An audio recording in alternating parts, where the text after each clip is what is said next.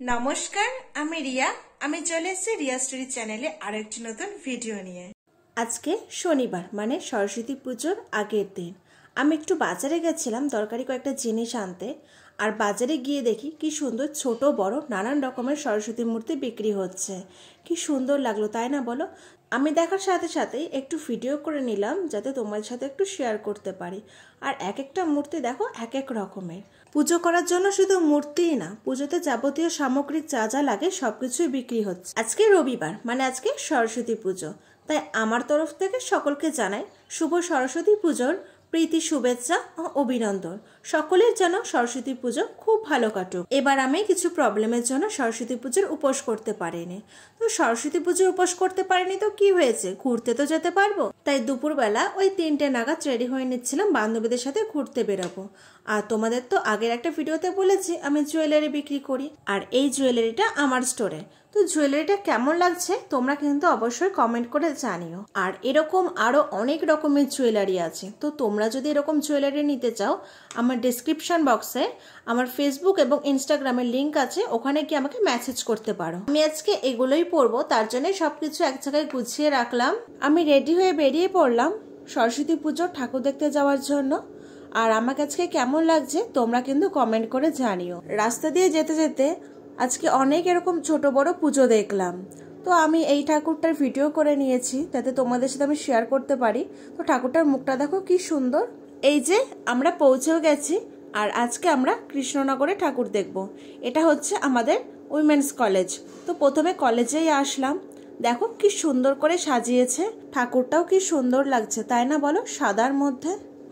আজকে আমি আর আমার এই বান্ধবী মিমি দুজনে মিলে ঠাকুর দেখতে এসেছি। তো চলো আমরা ঠাকুর দেখি, আর আমাদের সাথে সাথে তোমরাও ঠাকুর দেখে নাও।